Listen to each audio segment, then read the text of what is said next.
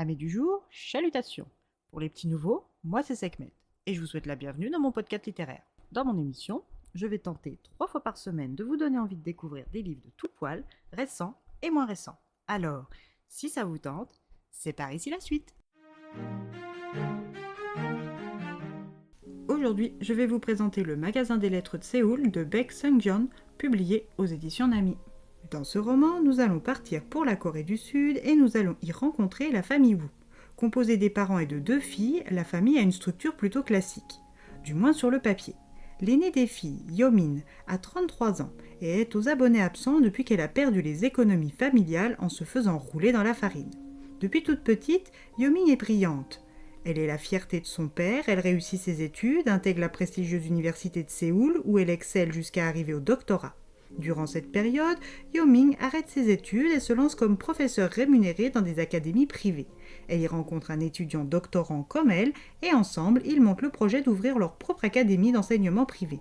Pour réaliser ce projet, son père a contracté un prêt qu'il rembourse en augmentant les heures de travail qu'il effectue dans sa laverie. Et pour aider, sa mère s'est endettée auprès de son frère. Pour le rembourser, elle s'est mise à la livraison d'accompagnement typique des repas sud-coréens. Yo-Ming n'a pas senti le vent tourner et s'est retrouvé le bec dans l'eau avec plus que ses yeux pour pleurer et sa haute comme couverture.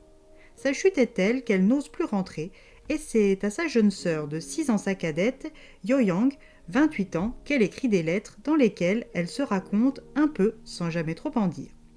Yo-Yang, avant cet affront, suivait des études de cinéma dans le but de devenir scénariste. Quand en livrant des banchan, sa mère est tombée se blessant lourdement à la hanche, Yo-Yang avait espéré que sa sœur, celle qui était l'image des Wu, revienne assumer ses erreurs. Mais là encore, c'est une cruelle déception pour la jeune femme. Yo-Yang a abandonné le financement qui lui avait été alloué pour créer son film et a quitté le domicile parental. Elle a laissé derrière elle le cinéma, son rêve de devenir réalisatrice et surtout les maudites lettres envoyées par sa sœur. Yo-Yang s'est installée grâce à l'agence immobilière Potiron et son agente compétente Madame Gwon Euna dans un petit appartement bien propre à seulement 10 minutes à pied de son petit travail de transition chez son ami de fac Gwang Seno. Sono est marié à Sowi, une jeune femme active et productive avec qui il a eu 2 enfants, un fils Ajun et une petite fille Ayul.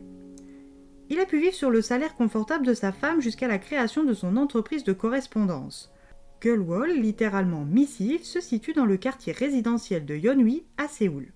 Au 3e étage du Yonggum Building, cette boutique vend des sets de correspondance, des stylos, des cartes et tout ce qui est utile pour entretenir une correspondance diverse et variée, mais aussi des livres, des carnets, du parfum d'ambiance.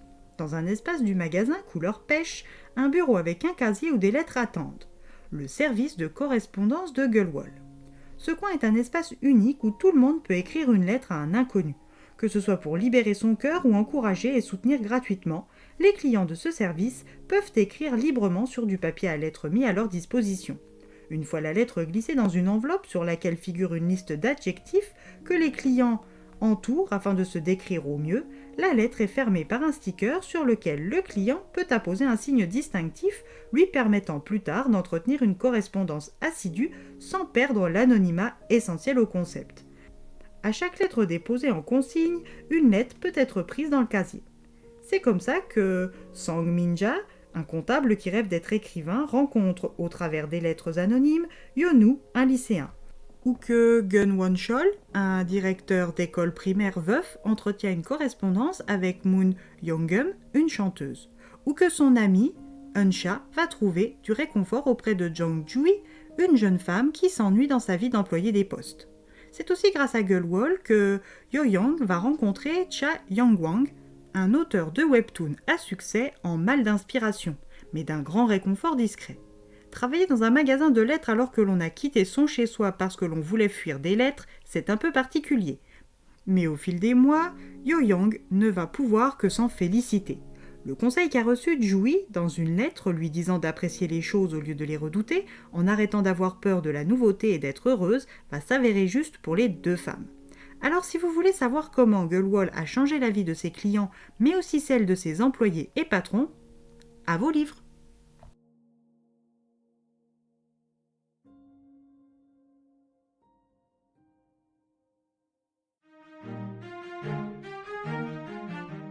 Une lecture agréable au rythme lent. Une plume douce qui invite à prendre tout son temps, y compris pour la lire. Une ambiance dépaysante comme dans un bon K-drama. Et bien voilà, j'en ai fini pour aujourd'hui. J'espère que cet épisode vous aura plu et vous aura donné des nouvelles idées de lecture. Si vous souhaitez découvrir d'autres petits bonbons littéraires tout droit sortis de ma bibliothèque, je vous retrouve le mardi 6 janvier prochain pour un nouvel épisode.